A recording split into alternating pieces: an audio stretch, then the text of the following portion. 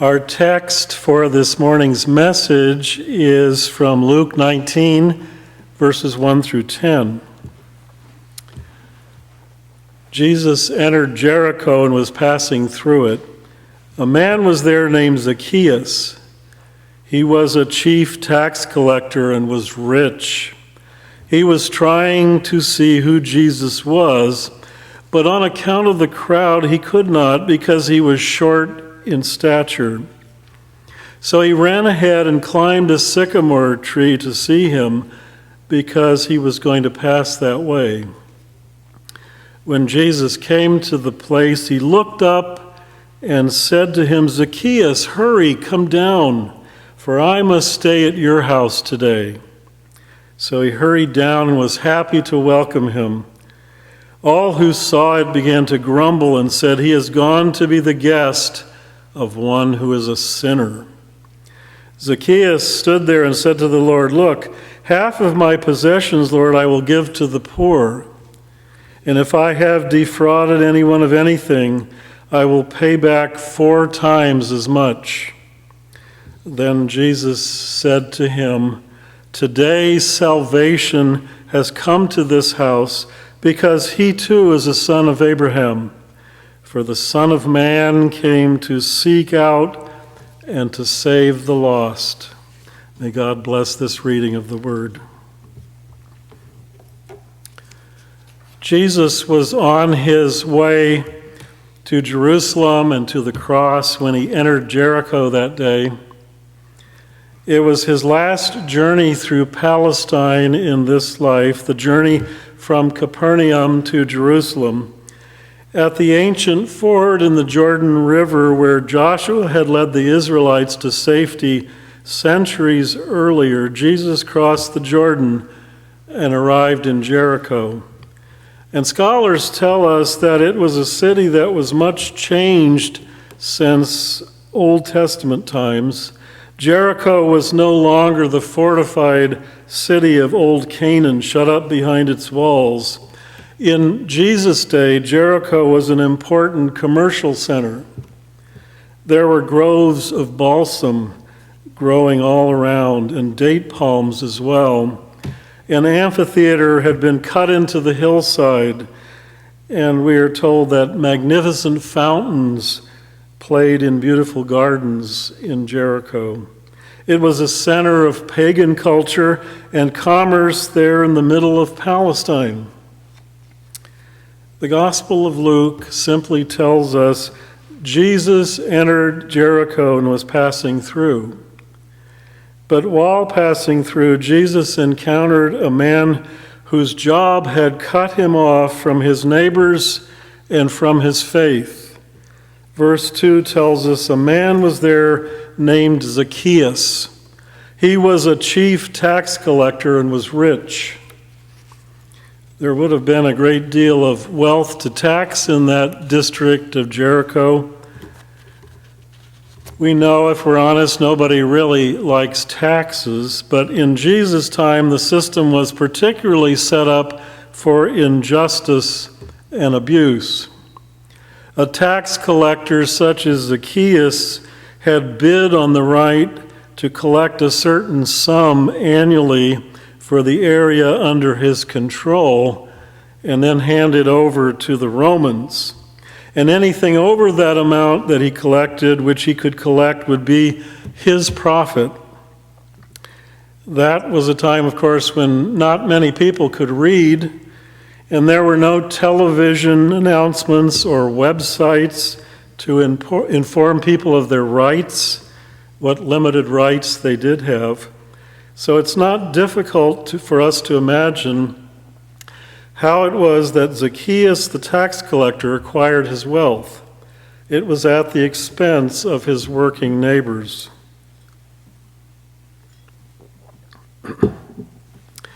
The name Zacchaeus means pure or upright or righteous, but we can easily imagine that Zacchaeus must have sensed a great gap between the meaning of his name and the reality of his life. The religiously observant people of Jesus' day considered men like Zacchaeus to be sinners.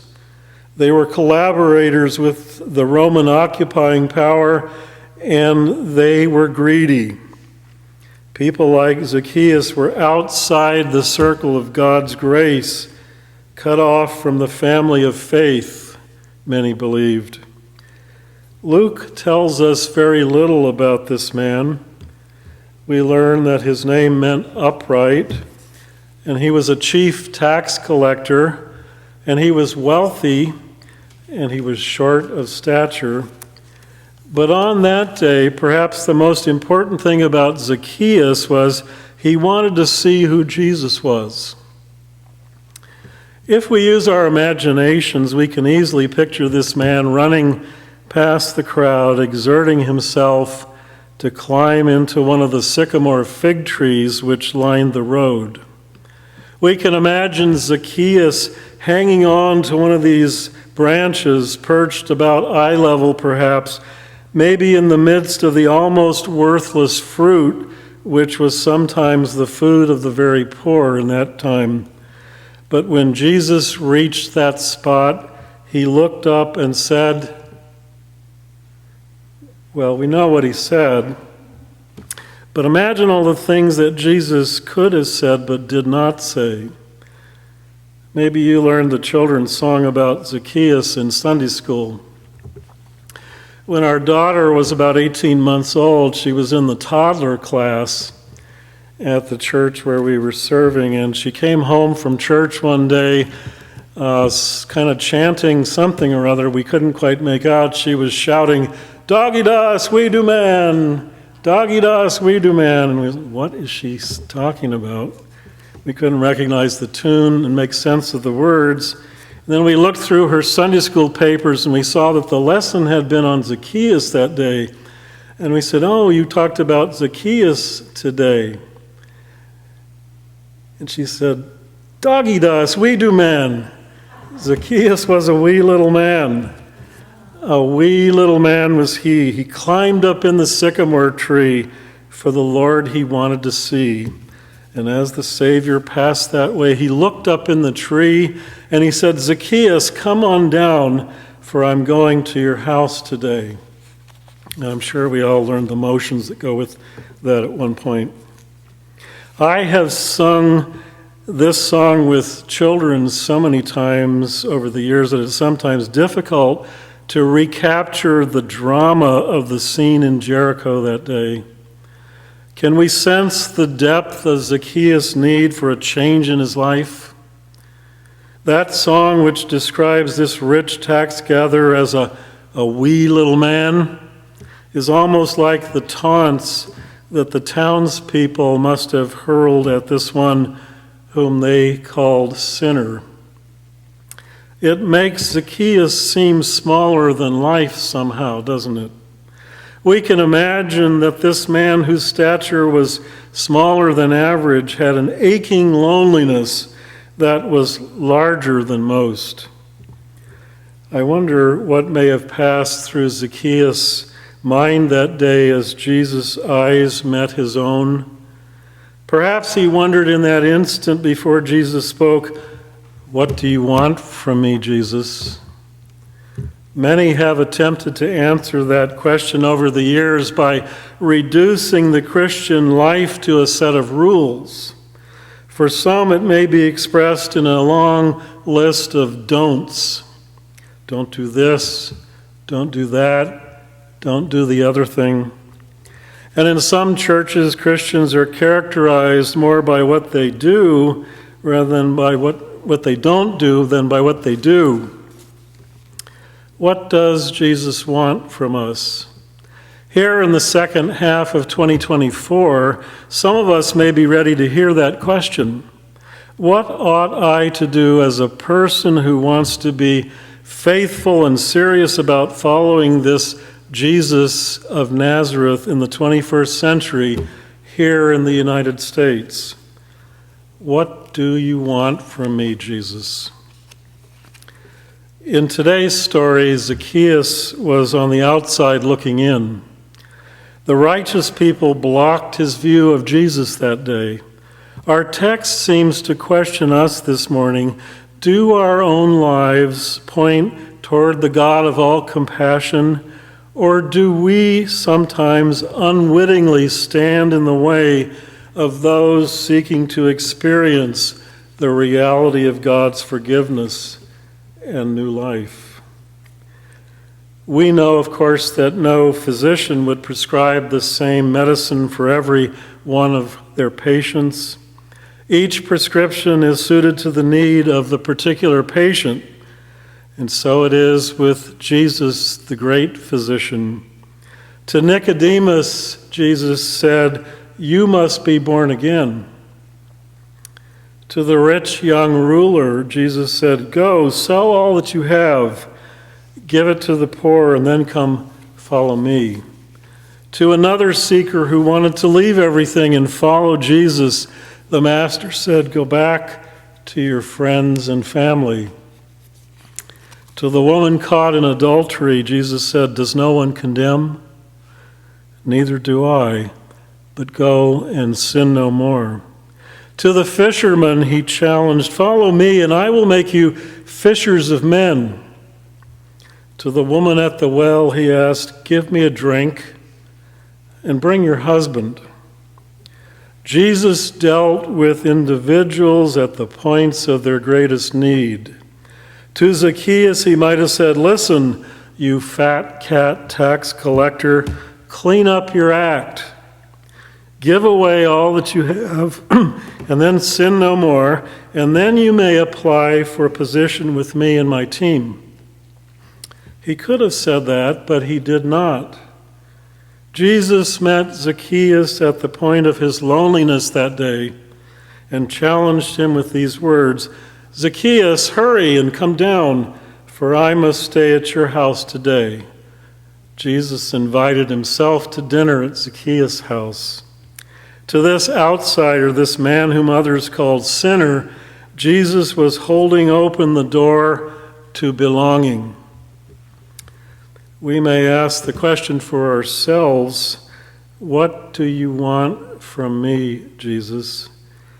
And the Master's reply, in one form or another, comes clearly, I want you.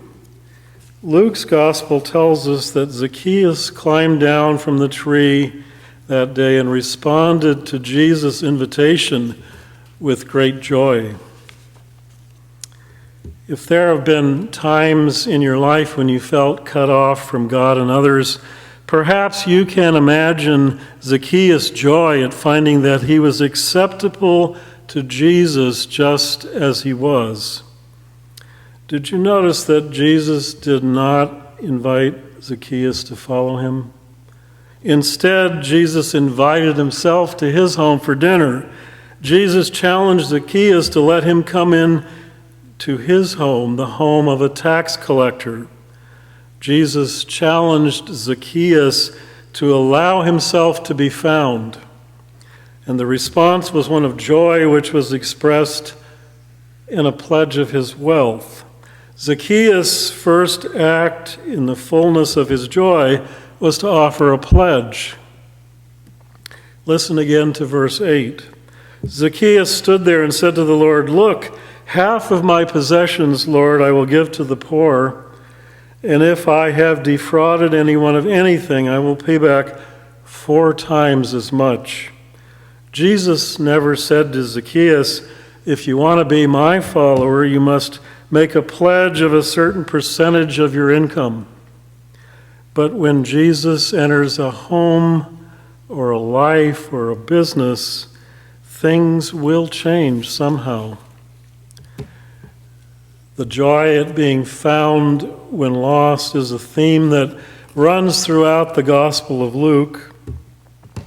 This joy stands in stark contrast to the grumbling of those bystanders in Jericho that day. Verse 7 tells us all who saw it began to grumble and said, "He is gone to be the guest of one who is a sinner." Jesus had heard that self-righteous muttering before, and Zacchaeus as a tax collector, had doubtless heard that muttering too. But Zacchaeus and Jesus both responded to the situation that day in joy. Jesus said, "Today salvation has come to this house, because he too is a son of Abraham.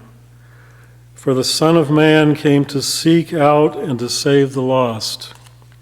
He too was a son of the promise. Zacchaeus too was blessed to be a blessing. Zacchaeus' response to Jesus' initiative was to pledge in joy a portion of his wealth, and Zacchaeus pledged to make right what had been wrong for far too long. In seminary, I took a preaching course titled Preaching on Controversial Issues. Our professor had in mind, I think, such issues as justice for farm workers, war and peace, abortion, care for the environment, and we can agree that these can become very heated issues. But there was one controversial issue that the class did not consider: this whole matter of offering a portion of my money to Christ and his mission. Money and appeals for it can be controversial. It can be a touchy issue. Some years ago, I received a stewardship letter from a church I knew in another state, and in that letter, all the bad news was given, and all the good news was overlooked, and people were urged to give to prevent catastrophe. I could almost hear the muttering that must have gone on when that stewardship letter was received and read in those households. Christian stewardship is not a once-a-year topic that we dust off and drag out in the fall so that we can subscribe a church budget. Stewardship is about the entire Christian style of life. It is a response to God in joy and thanksgiving because we who were lost in some way have been found. We who were on the outside are now on the inside. We who may have felt unacceptable have been accepted by Christ.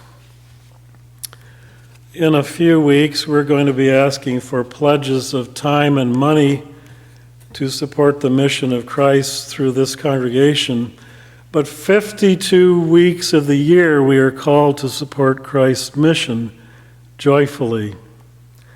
The question comes to you and to me this morning: how is our stewardship characterized? By muttering or by Christian joy? Do you share Zacchaeus' joy at being accepted as part of God's forever family? Or do you find yourself watching from the sidelines? Johann Frank, who lived through the terrible 30 Years' War in Europe during the 17th century, penned these joyous lines in a hymn, even in the midst of all those troubles and sorrow.